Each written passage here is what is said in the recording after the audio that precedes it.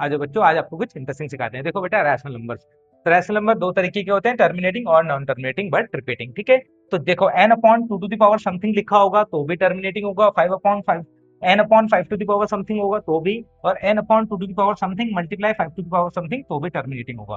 तो अब मैं देख के बता सकता हूँ ये टर्मिनेटिंग है या नहीं है। देखो उसके लिए क्या करना है, यहाँ पे लिखा है 40, 40 के प्राइम फैक्टराइजेशन क्या होते हैं बेटा, 40 के प्राइम फैक्टराइजेशन होते हैं 2 to the power 3 multiply by 5। ठीक है, सो कैसी फॉर्म आ गई, 2 टू द पावर समथिंग और 5 टू द पावर समथिंग, इसका मतलब ये टर्मिनेटिंग है। और वेरी इंटरेस्टिंग, टर्मिनेटिंग के बाद आप ये भी बता सकते हैं कि when we solve it so after decimal how many digits will come. तो आपने देखा यहाँ पे पावर 3 है, देयर इज पावर 1, तो बड़ी वाली पावर लेंगे, तो यहाँ पे 3 है तो इसका मतलब डेसिमल के बाद 3 डिजिट्स आएंगी। सेम वैसे ही इसको करेंगे, यहाँ पे 500 लिखा है, 500 के प्राइम फैक्टराइजेशन करेंगे, 500 के प्राइम फैक्टराइजेशन होता है बेटा 5 to the power 3, this is 5 to the power 3 और 2 to the power 2। Okay, 2 to the power 2 होता है। ठीक है, तो कैसा नंबर है, आप बोलेंगे सर ये टर्मिनेटिंग नंबर है। ठीक है, और कौन बड़ा है, पावर देखो 3, यहाँ पे पावर 5 टू द पावर 3 और 2 टू द पावर 2।